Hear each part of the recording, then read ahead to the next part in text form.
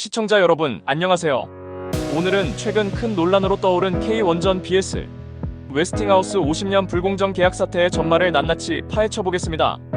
윤석열 정부 당시 체코 원전 수주를 계기로 맺어진 이 계약이 왜 굴욕적 노예 계약이라 불리는지, 어떤 내용이 담겼는지, 그리고 향후 우리 원전 산업에 미칠 영향은 무엇인지 차근차근 정리해드릴게요.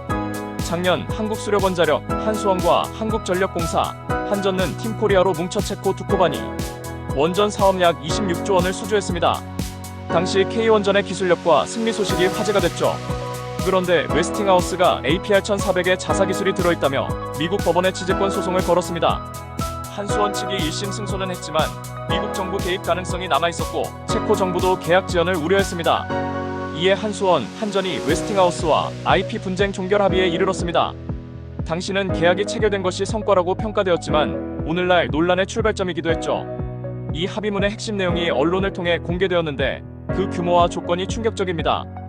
계약 기간은 무려 50년이며 원전 1기 수출 시마다 웨스팅하우스에 6억 5천만 달러 규모의 물품, 용역, 그리고 1억 7,500만 달러의 기술 사용료를 지불해야 합니다. 즉, 약 1조 원 이상이 매번 웨스팅하우스로 흘러간다는 뜻입니다. 여기에 더해 소형 모듈 원전, SMR 등 자체 개발, 원전 기술도 웨스팅하우스의 기술 자립 검증을 받아야 수출이 가능합니다.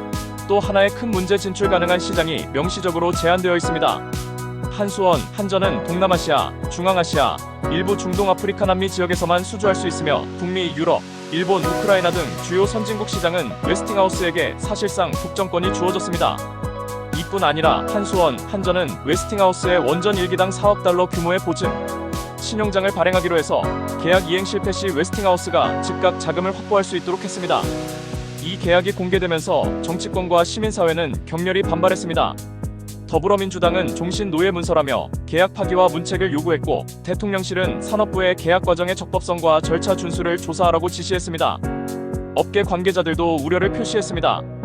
어떤 이는 황금알을 낳는 거위배를 가른 것이다라고 비유했고 국내 기업 몫은 크게 줄고 실이익은 모두 외국 기업이 가져갈 것이란 지적도 나왔습니다.